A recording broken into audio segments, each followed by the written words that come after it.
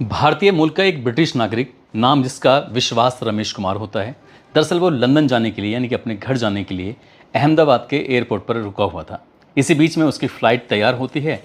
वो फ्लाइट में बैठता है और बैठने के बाद उसको सीट मिलती है 11A, यानी कि खिड़की के बिल्कुल नज़दीक, जो बाहर के नज़ारे, बाहर के दृश्य उसे देख सके, उसको निहार रहा था। और उसका जो प्लेन था, उसका जो हवाई जहाज़ था, अभी उड़े हुए लगभग 30 सेकंड का ही वक्त हुआ था। अचानक से ज़ोरदार धमाका होता है, एकदम आग का गोला बन जाता है। वो समझ नहीं पा रहा था कि आखिरकार हुआ क्या है। उसकी आंखें बंद हो जाती हैं, लेकिन जब उसकी आंखें खुलती हैं, वो देखता क्या है कि चारों तरफ लाशों के ढेर पड़े हुए हैं। तभी 2-3 व्यक्ति उसके पास आते हैं, उसको उठाते हैं। उठाने के बाद एम्बुलेंस की तरफ लेके जा रहे थे। उसकी आंखें खुल जाती हैं। कहता है कि भैया, मेरा भैया भी था यहाँ पर, आप उसको भी ढूंढ दीजिए, उसको भी तलाश कर दीजिए। दरअसल अहमदाबाद से लंदन जाने के लिए एक प्लेन जा रहा था और वो मुश्किल से 30 सेकंड का ही सफ़र उसने तय किया था और 30 सेकंड में ही क्रैश हो जाता है। उसमें लगभग 242 लोग बैठे हुए थे और उनमें से सिर्फ 2 ही बचते हैं, एक रमेश और एक और व्यक्ति। अब आगे उनकी क्या स्थिति है, क्या नहीं, वो तो खैर हॉस्पिटल में उनके उपचार के बाद ही पता चल सकेगा। लेकिन इतना बड़ा हादसा, उसकी गूंज पूरी दुनिया में फैल जाती है। आज की इस कहानी के माध्यम से ये समझने की, ये जानने की कोशिश करते हैं कि आखिरकार हादसा क्यों हुआ था, उसके पीछे के क्या कारण रहे होंगे। आदाब, नमस्कार, सत श्री अकाल। मैं उस्मान सैफ़ी। आज की जो सच्ची घटना मैं आपको सुनाने जा रहा हूँ, ये सच्ची घटना है 12 जून 2025 की। गुजरात के अहमदाबाद शहर का एक एयरपोर्ट है जिसका नाम है सरदार वल्लभ भाई पटेल इंटरनेशनल एयरपोर्ट। दरअसल एयर इंडिया की एक फ़्लाइट, प्लेन नंबर AI 171, जो कि अहमदाबाद से चलकर उसको लंदन जाने के लिए तैयार था। अब इसकी जांच करने के लिए डिपार्चर से पहले, जब प्लेन उड़ता है तो उससे पहले इंजीनियर के अलग अलग दल वहां पहुंचते हैं। वहां जाने के बाद कोई दल हाइड्रोलिक्स सिस्टम की जांच कर रहा था, तो कोई इलेक्ट्रॉनिक सिस्टम की जांच कर रहा है, कोई इंजन को चेक कर रहा है, तो कोई व्हील का प्रेशर चेक कर रहा है। किसी ने जाकर वहाँ जलपान की व्यवस्था देखी, तो कुछ वहाँ पानी की, फ्यूल की, इस तरह की देख रहे थे। साथ ही जो हाइड्रोलिक्स होता है उसमें फ्यूल कितना है कितना नहीं, क्योंकि यहाँ लंबा सफ़र तय करना था। अब सभी ने अपनी अपनी तरफ से ओके की रिपोर्ट दी।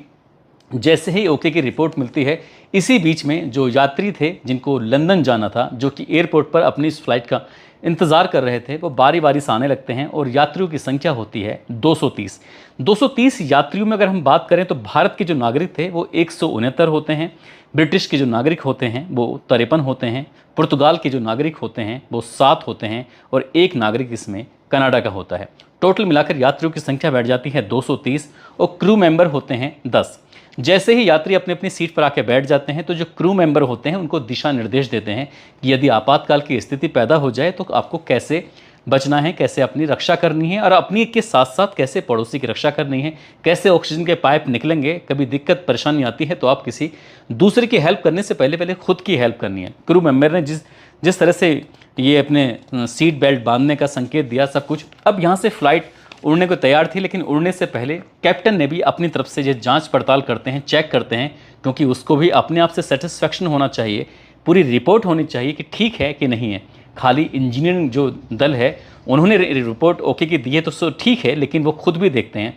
कैप्टन होते हैं सुमित सब्रवाल, जिन्हें 8200 घंटे हवाई जहाज उड़ाने का आसमान में एक अपना अनुभव था, और साथ ही सह पायलट जो इनके होते हैं क्लाइव कुंदर, जिनको 1100 घंटे फ्लाइट उड़ाने का अनुभव था। अब इन्होंने ऐलान किया कि ये फ़्लाइट अहमदाबाद से चलकर लंदन की तरफ जाएगी। ये सफ़र होगा 6817 किलोमीटर का। और सभी यात्रियों का स्वागत करते हुए वो बताते हैं कि ये फ़्लाइट जब आसमान में उड़ेगी तो 43,100 फीट की ऊंचाई, यानी कि 13,100 मीटर की ऊंचाई पर ये फ्लाइट उड़ेगी। सभी यात्रियों को शुभकामनाएं देते हैं और शुभकामनाएं देने के बाद इन पलों जब वो शुभकामनाएं दे रहे थे, क्रू मेंबर अपना अपना संदेश दे रहे थे, तो इसी बीच में बड़ी संख्या में ऐसे मुसाफिर भी थे जो यहाँ पर कोई अपनी सेल्फी खींच रहा है, जो अपने परिवार को भेज रहा था, तो कोई बाहर का दृश्य है उसको अपने कैमरे में कैद कर रहा है ताकि उसका रील बना के सोशल मीडिया के अलग अलग हैंडल्स पर डाल सके। कोई अपने परिवार को ये बताने की कोशिश कर रहा है कि फ़्लाइट उड़ने वाली है, बिल्कुल तैयार है, देखो मैं ऐसा दिख रहा हूँ, या फ़्लाइट की फ़ोटो दे अपने आप सजे कर रखते हैं जो भविष्य में देखने की कि हाँ हमने ये यात्रा की थी। सब अपने अपने तरीके से ऐसे कर रहे थे। ऐसे बताया जाता है कि एक महिला होती है, महिला ने जैसी सेल्फी लेती है, सेल्फी के उसके पीछे एक बहुत ही VIP पर्सन बैठे हुए थे, उनके पीछे गुजरात प्रदेश के पूर्व मुख्यमंत्री विजय रूपाणी वो बैठे हुए थे। वो महिला ये दिखाने की शायद कोशिश कर रही थी अपने परिवार वालों को कि जहां मैं बैठी हूं, देखो ठीक बिल्कुल पीछे थोड़ा सा फासले से इस प्रदेश के मुख्यमंत्री भी बैठे हुए हैं। वो अपनी खुशी जाहिर करने की कोशिश कर रही। हालांकि ये दावा किया जा रहा है कि फ़ोटो पुराना है, ये भी दावा किया जा रहा है कि फ़ोटो हाल ही का फ़ोटो है और अंतिम फ़ोटो है। अब वो अंतिम है या पुराना है ये तो खैर पता नहीं, लेकिन इस तरह की मीडिया में चर्चा थी। ये विजय रूपाणी जो गुजरात प्रदेश के पूर्व मुख्यमंत्री रहे थे, जो कि 16वें मुख्यमंत्री के रूप में चुने गए थे। साल 2016 से साल 2021 तक वो मुख्यमंत्री गुजरात के रहे थे। दरअसल इनकी बेटी जो कि लंदन में रह के अपने कुछ काम वाम करती हैं, पढ़ाई करती हैं, तो उनके साथ बेटी के साथ जो पत्नी है जिसका नाम है अंजलि रूपाणी, वो भी वहीं पर थी, जो लगभग 6 महीने से अपनी बेटी के साथ थी। तो ये अपनी बेटी से भी मिलना चाहते थे। साथ ही जब वापस आएंगे उधर से लौटकर तो उन्होंने सोचा कि पत्नी को भी साथ लेके आ जाएंगे। इसलिए उनकी जो फ़्लाइट थी, इसी फ्लाइट में वो उनको उड़ना था। इनको भी अहमदाबाद से लंदन की तरफ जाना था। सब अपने अपने मस्ती में मगन थे, क्योंकि ये सफ़र अब जल्दी से तय होने वाला था, शुरू होने वाला था। हवाई जहाज़ रनवे पर चलने लगता है, शुरुआत में धीरे चलता है, उसके बाद फिर जब उसे अपनी रफ्तार पकड़नी है, जब उसको अपने उड़ना है उस आसमान में, जब उससे टेक ऑफ करना है, तो उसके लिए वो एक रफ्तार पकड़ता है। वो रफ्तार थी 3505 मीटर की, लगभग 3.5 किलोमीटर की रफ्तार थी। जब ये हवाई जहाज़ बहुत तेज़ी के साथ उस पर चलेगा तभी जाके टेक ऑफ होगा। अब टेक ऑफ होना था। ये 625 फुट की ऊंचाई पर अभी हवाई जहाज़ पहुंचा था कि इसी बीच में एक व्यक्ति की नज़र पड़ती है। जो नज़र पड़ती जब ये हवाई जहाज़ उड़ रहा है, तो उसने अपनी खिड़की से, क्योंकि वो आसमान में ज़्यादा ऊंचाई पर नहीं था, बहुत करीब से देखा था उसने उस हवाई जहाज़ को, तभी अपना मोबाइल निकालता है और उन दृश्यों को, उन पलों को वो कैद कर लेता है। लेकिन इस हवाई जहाज़ के अंदर जो पायलट होते हैं, जिनका नाम सुमित सब्रवाल होता है, सुमित सब्रवाल ने मेडिकोल किया। मेडिकोल का मतलब होता है कि वो हेल्प मांग रहे थे, बार बार वो बोल रहे थे हेल्प मी हेल्प मी। जब इस तरह से लगातार उन्होंने 2-3 बार हेल्प मी बोला, तो ये मैसेज दिया, ये संदेश पहुंचाया कि मेरा काम अब खत्म हो चुका है, अब तुम्हारा काम शुरू हो चुका है। इसका मतलब ही होता है, इस कॉल का, मेडिकोल का मतलब कि एयरपोर्ट की जितनी भी सुविधाएं हैं, ये सुविधाएं सब मेरे लिए चाहिए। इनकी पायलट ने अब एयरपोर्ट पे मिलने वाली तमाम सुविधाओं को अपने लिए आमंत्रित कर दिया कि जो भी कुछ है तत्काल प्रभाव से मुझे चाहिए, हर हाल में चाहिए।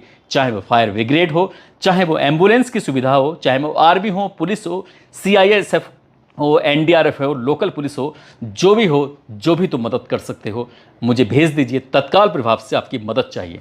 30 सेकंड का वो समय हुआ था। एकदम से बहुत तगड़ा ब्लास्ट होता है और इस ब्लास्ट में जैसे ही होता है तो अभी एयरपोर्ट की जो चार दीवारी थी उसको लांगा नहीं था। ये जो हवाई जहाज़ था, ये प्लेन जिसका नाम है एयर इंडिया प्लेन AI 171, ये जाकर सिविल हॉस्पिटल की बिल्डिंग होती है, उस बिल्डिंग से जाकर बहुत तेज़ी के साथ टकरा जाता है।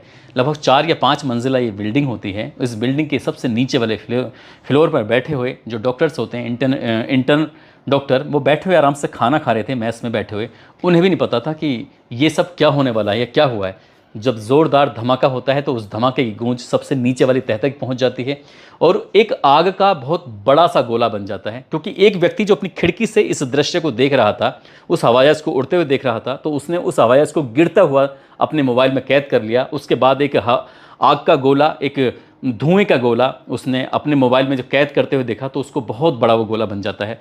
वहाँ का जो दृश्य रहा होगा, हवाई जहाज़ के अंदर का जो दृश्य रहा होगा, या उस बिल्डिंग से टकराने की जो उस टाइम सिचुएशन रही होगी, जिसने अपनी आंखों से करीब से देखा, जिसने महसूस किया, वो महसूस कर सकता है। हम लोग तो सिर्फ महसूस कर सकते हैं, जो इन्होंने इन पलों को जो जिया था वो कितने भयानक, कितने खौफनाक, कितने ख़तरनाक रहे होंगे, इस बात से सहज ही अंदाज़ा लगाया जा सकता है।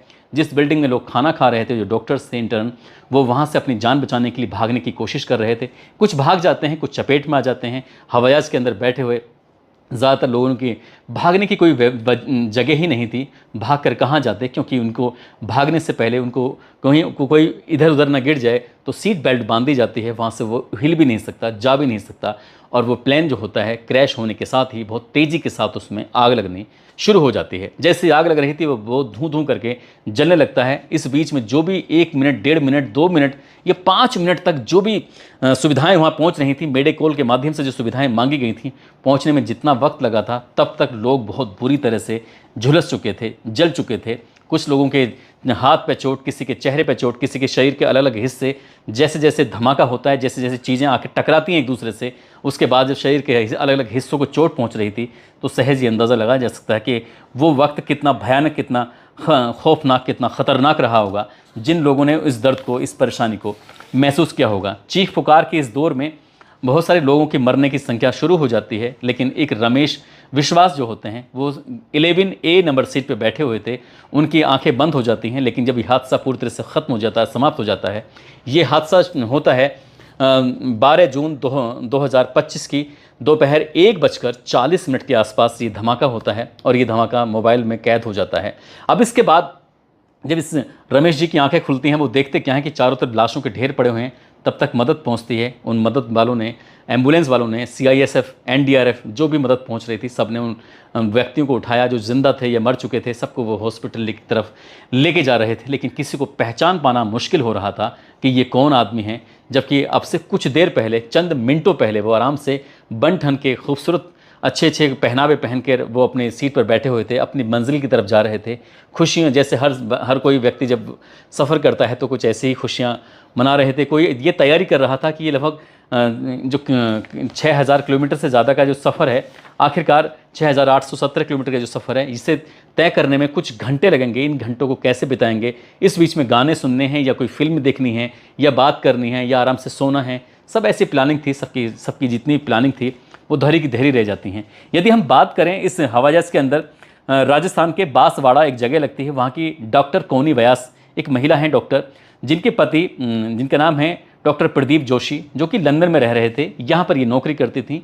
इन्होंने अपने यहाँ से नौकरी से इस्तीफा दिया और अपने 3 बच्चों के साथ, प्रदुग्ध, कियारा और नुकुल, इनके साथ वो लंदन में ही अपने पति के साथ शिफ्ट होना चाहते थे। लेकिन 5 के 5 लोग, एक ही परिवार के 3 बच्चे और पति पत्नी, ये भी इस काल के गाल में समा जाते हैं। जब प्लेन क्रैश होता है तो ये भी उसी हादसे का शिकार हो जाते हैं, मर जाते हैं। ऐसी बख्शी परिवार की 2 बेटियां जो कि लंदन में रहती थीं, उनकी नानी का बर्थडे था, जन्मदिन था। अपनी नानी का जन्मदिन मनाने के लिए वो आई हुई थी, और उनका फ़ोटो बाकायदा सोशल मीडिया पर बहुत तेज़ी के साथ वायरल भी होने लगता है। उस बूढ़ी नानी के साथ वो थी, वो खुशी हो रही थी। अब जाते जाते नानी से विदा लेकर गई थी। वो दोनों बेटियाँ भी इस हादसे का शिकार हो जाती हैं, मर जाती हैं। और साथ ही सकीना बेन, जो कि अपनी 1.5 साल की बेटी के साथ आई थी बड़ोदरा, 16 मई को आई थी लंदन से बड़ोदरा के लिए। उनके देवर की शादी थी, देवर की शादी हो चुकी थी। अब उन्हें वापस जाना था लंदन अपने परिवार के साथ अपनी जिम्मेदारियां निभाने के लिए। लेकिन वो प्लान का जो क्रैश होता है, उस क्रैश का वो हिस्सा बन जाती हैं, और वो अपनी बेटी के साथ वो भी दम तोड़ देती हैं।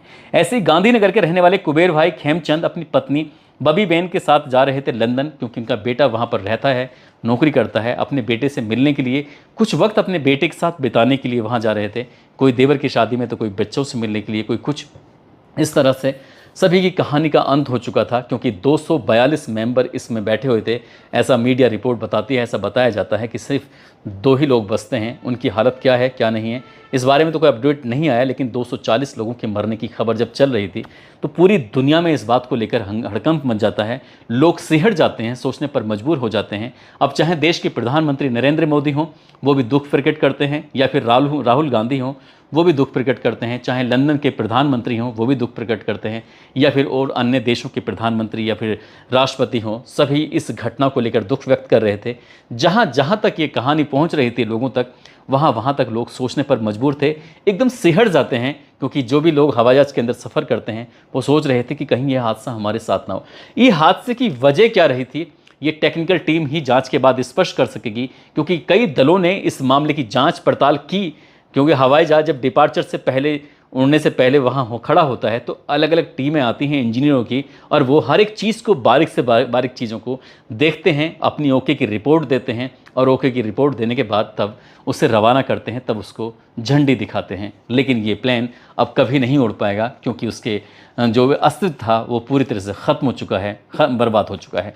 और जो मरने वाले हैं उनको पहचान पाना बहुत मुश्किल है। इसलिए वहाँ की गवर्नमेंट ने, प्रशासन ने ये अपील की थी कि जितने भी ये लोग यात्रा कर रहे थे, उनके परिवार वाले आएँ, ताकि DNA सैंपल की मदद से ये पता कर सकें कि आखिरकार मरने वाला कौन है, किसके परिवार का है और किसके परिवार का नहीं है।